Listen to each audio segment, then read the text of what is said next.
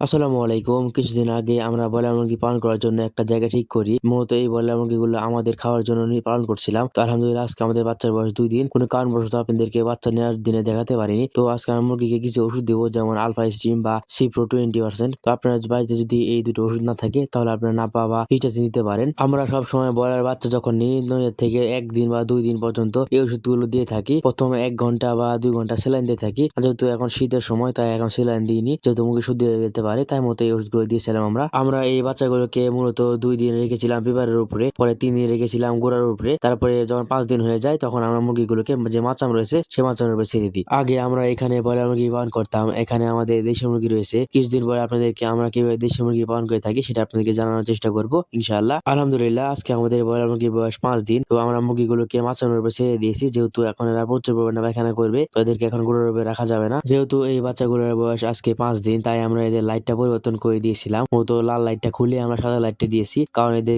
এখন অতটা তাপ প্রয়োজন হবে না। বেশি তাপ হলে আবার ঠ্যাং পড়ে যেতে পারে। তো আমরা একটা মুরগি ধরে চেক করছিলাম যে কতটা ওজন হয়েছে বা খাবার খেয়েছে নাকি। আলহামদুলিল্লাহ মোটামুটি ওজন হয়েছে। যেমন আমি আপনাদেরকে প্রথমে বলেছিলাম, এটা আমরা বিক্রি করার জন্য নয়, বাড়িতে খাওয়ার জন্য পালন করছিলাম। একটু আস্তে ওজন বাড়লে সমস্যা নেই। তো আমাদেরকে মূলত ৫ দিন বা ১ সপ্তাহ পর্যন্ত স্টার্টার ফিড খাওয়াবো। পরে আমরা এই খাবারটা চেঞ্জ করে দেবো বা এর সাথে লেয়ার অন খাবার ফিড মিক্স করবো। তো আমাদের জন্য দোয়া করবেন। আসসালামু আলাইকুম।